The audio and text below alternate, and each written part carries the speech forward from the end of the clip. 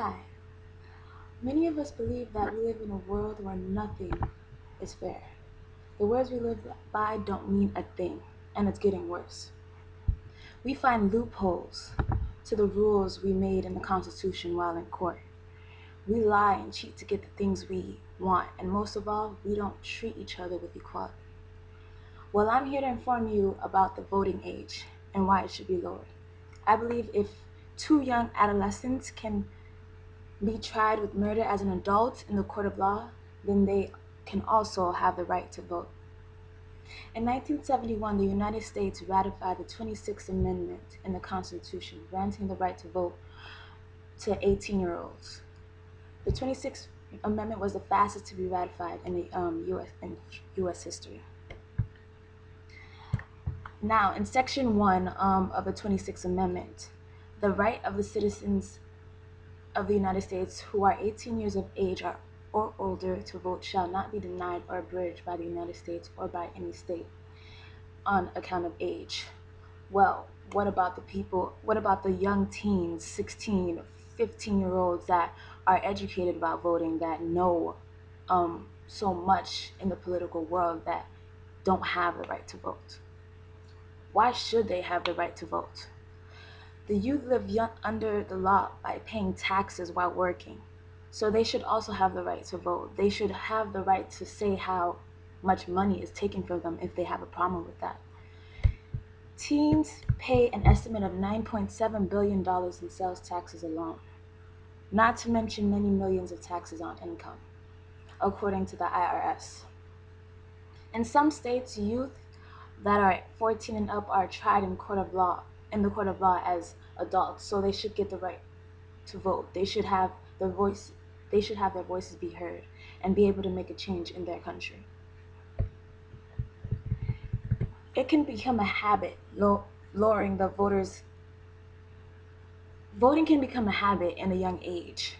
Lowering the voters' age may increase voters' turnout. It may increase the chances of when the young teen or adolescents get older to vote more as they get older and not decrease. If the turnout for the youth as they get older increases the likelihood of voting, then it can also increase the chances that their parents will vote as well. So it's an encouragement to get everyone to vote if letting adolescents, like 14, 15 years of age, vote. If some young adults are not informed as much about voting for their candidates, then the young teens should have the right to vote also. There's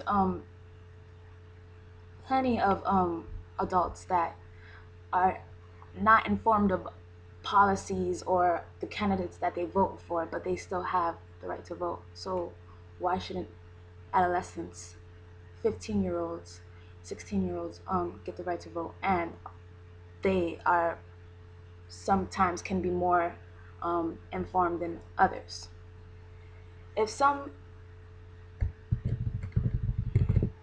Letting teens vote will also get the candidates to focus on the issues that the teens have a problem with on a daily basis. For example, some schools having to cut some extracurricular activities. Youth have issues to put in the front also.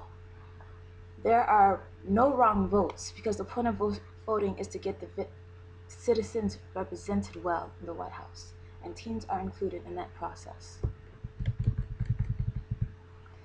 In conclusion, if a 16-year-old is interested in voting and wanting their voices to be heard, that is part of the U.S. Constitution.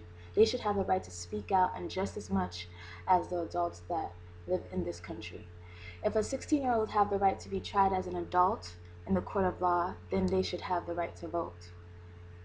Getting the youth their right to vote does not hurt the right to vote for adults, and it also does not degrade the process of voting. If all men are created equal, then that should apply to teens also, who are citizens of the U.S. Now, how does this apply to this class? Well, you may have a nephew, a niece, a sister, a brother that's young of age that is well informed in the political world and want to be encouraged, want to really vote, and you can maybe fight for them or you know, be informed on what's wrong and right in this topic of choice.